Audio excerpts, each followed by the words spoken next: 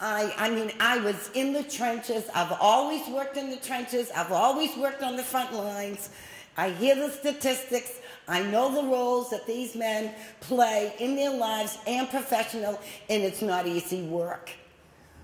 I have read 4 to 5 reports this week preparing for today so that I could come before you and speak intelligently about what I think maybe we should think about. And I always take a different corner and look at stuff differently, and I think maybe that's because I'm a woman, and I think maybe it's because I'm a mother, and I think maybe it's because I'm a daughter and all that, and a professional, all those roles all at the same time. One of the things that I know, I couldn't get it.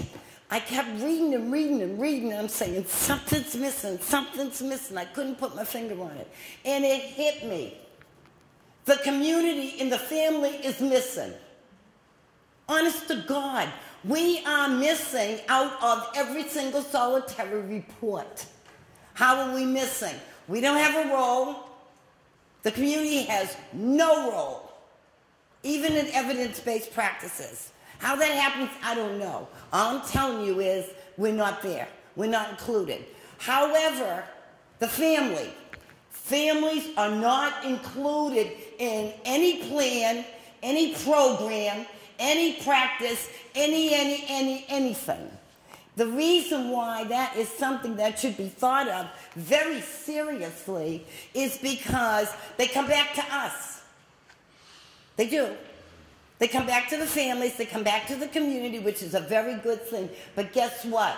We, as families and communities, we're not prepared to relate and deal with these people that come back to us.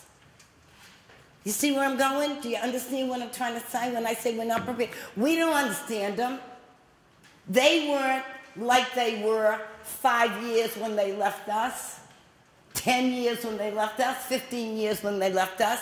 They come back, all we know is what they look like physically. We don't know how they think anymore. We don't know what they're afraid of.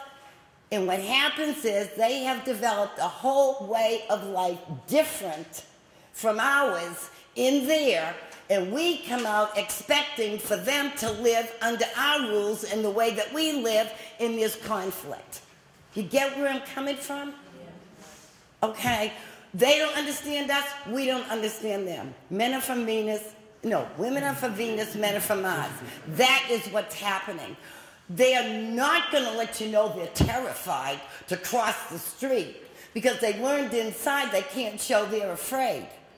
We don't know they're terrified, and they act up in the kitchen over something small, and it was because they saw an orange bus, a green bus, a yellow cap, somebody with purple, pink, and pink on, somebody with the hair up there that they have not seen.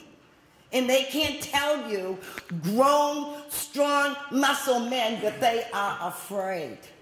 So what I want to propose in 1 minute is some way, and if it doesn't happen here, if it doesn't happen, I'm going to dedicate certain parts of my life to make sure that's happening because I'm running into too many people that can help these guys reduce the 44% going back.